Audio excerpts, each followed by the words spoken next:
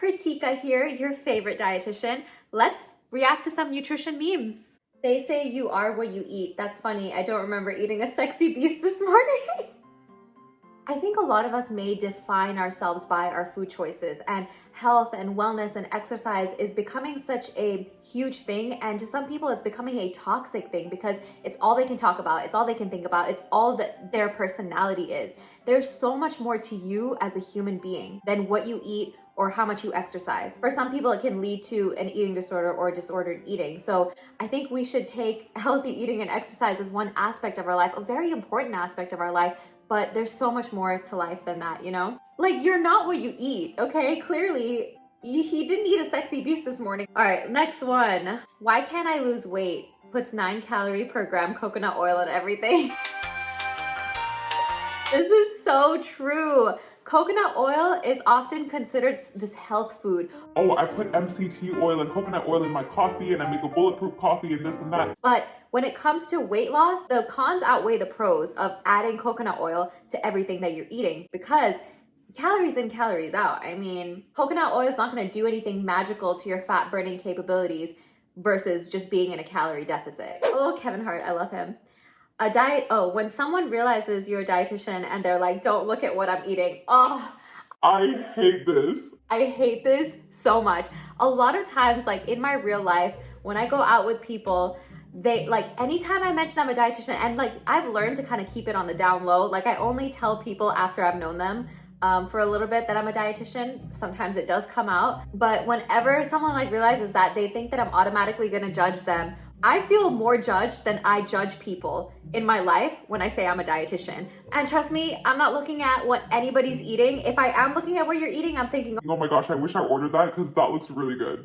how many dietitians does it take to change a light bulb? Just one, but the light bulb has to want change. Ooh. This is kind of a nice one because it's like, you can't force anyone to change. A lot of people think that dietitians like tell people what to eat. Like, Oh, just eat this and go do it. that's not what we do. You can't really force someone to change. They have to really want it within themselves. As a dietitian, part of my job is to help people and guide them to understand why change would be important. And that's where I'm hoping that I can be an inspiration rather than a force. You really have to want it inside yourself. You have to figure out what are your priorities, what are your values, and how does nutrition and fitness and health fit into that? So that is something I like to ask my clients. I feel like that's a really good question to think about. All right, we got Breaking Bad here. Nutrition, it's a science, not an opinion. There's a very scientific way of calculating a patient's tube feed, like their calories, their protein, their fats, how much fat they're getting from propofol, how much fat do they then need in their tube feed formula, from the aspect of like vitamins and minerals and digestion, and that if you take an excess of vitamin C, that can lead to an increase in kidney stones, like that kind of stuff, very scientific. So yeah, that's a science, it's not an opinion. You know, nutrition is such an individualized thing. It's one size does not fit all when it comes to nutrition and health and healthy habits. So there is something called clinical judgment that is a term that's used a lot of times when teaching dietitians in the hospital about, yeah, like here's the science of it, but everyone's different. And sometimes the very like nitty gritty, like ABC, this is what you're supposed to do, doesn't necessarily work out for the patient or the client. You have to kind of work with them and their lifestyle and their unique needs to kind of fit nutrition and health into that and into their plan in a realistic way. The science of nutrition, like when it comes to those nitty gritty nutrition facts, those are not an opinion. Yes, agree. I think I was just taking it from a working with people one-on-one, helping people one-on-one kind of perspective where you have to use some clinical judgment. Yeah, if you could just spell dietitian right, that'd be great.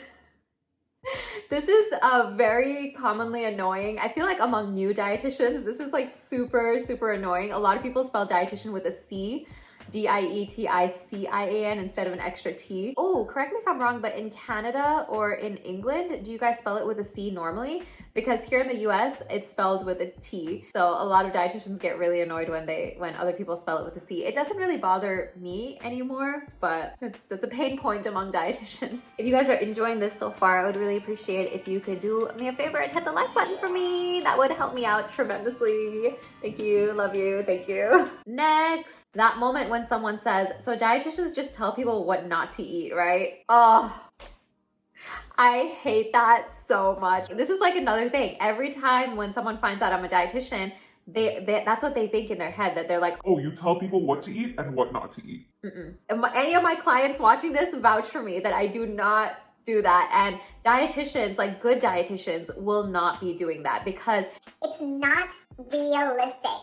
meal plans and just giving people a list, like eat this, don't eat that, is not realistic. To some extent, sure, like there may be some foods that, okay, maybe cut down on this, maybe increase this a little bit more, but I would much rather help people find a sustainable lifestyle when it comes to their food and enjoy all food. Just 10 minutes ago, I texted one of my clients and I was like, look at this recipe, because it was kind of low calorie. It was French fries and it was like a bunch of vegetables on top of it. It could be like a fun meal every now and then. So I don't believe in only eating a certain way. I don't believe there's only one way of eating and you're either eating healthy or you're not. All foods can fit and you can find a flexible way of eating that works for you. So I don't tell people just what not to eat, and no good dietitian should be doing that. All right, next one.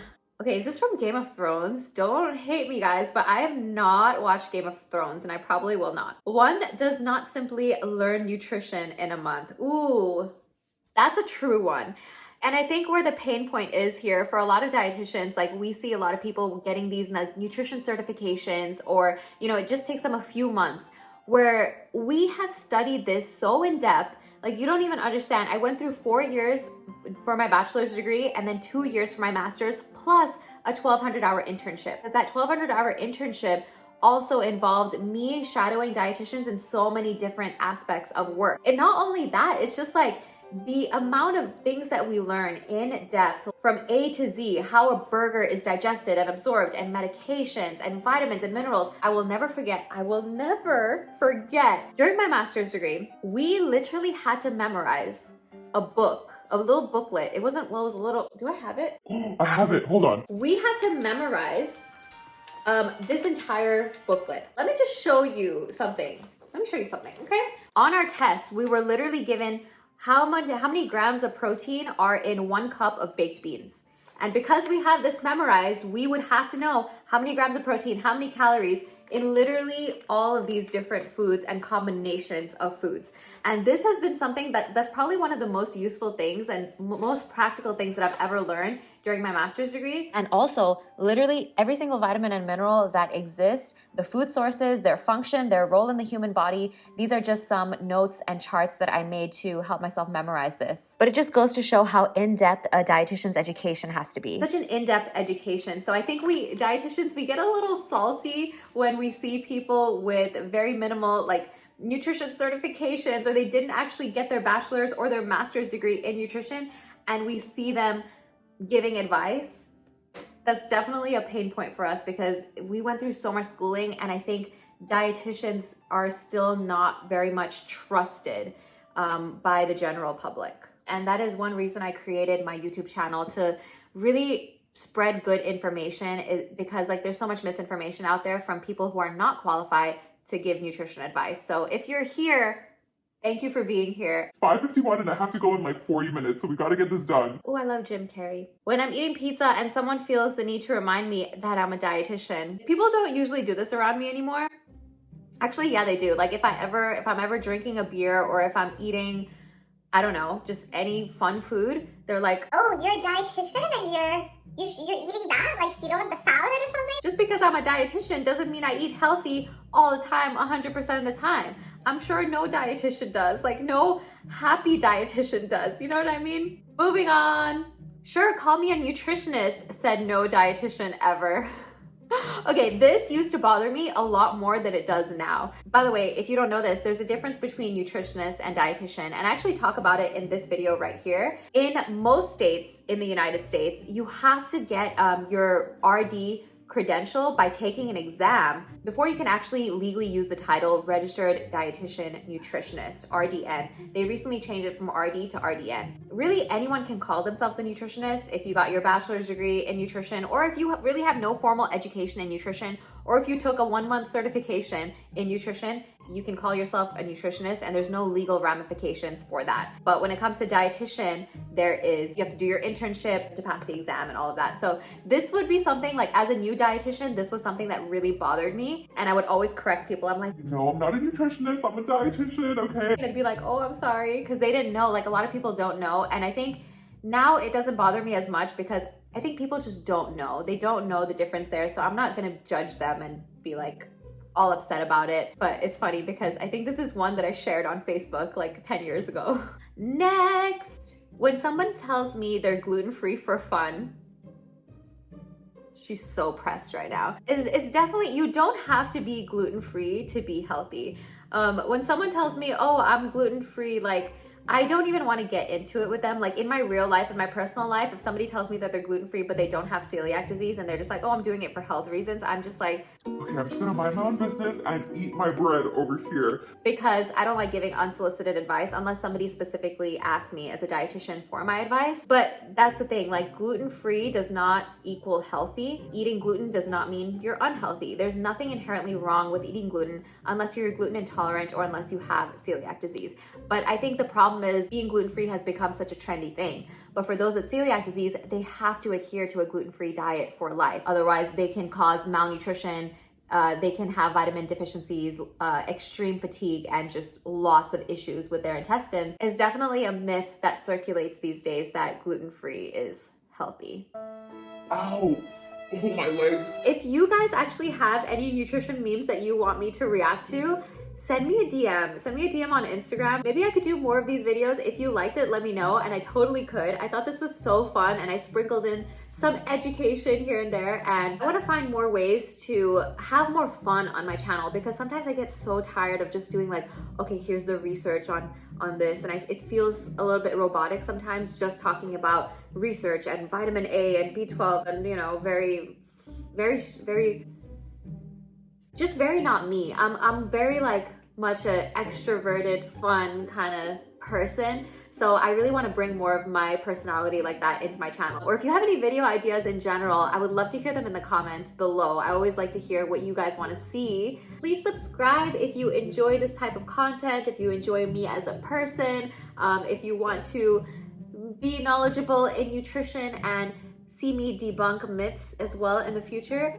Definitely hit that notification bell as well so you don't miss out on a video, because You don't want to miss out on a video, you know what I mean? You don't want to miss my videos. I'd be very sad if you missed a video. and I will see you guys in my next one very soon. Thanks for watching. Bye. Hi. Why do I sound so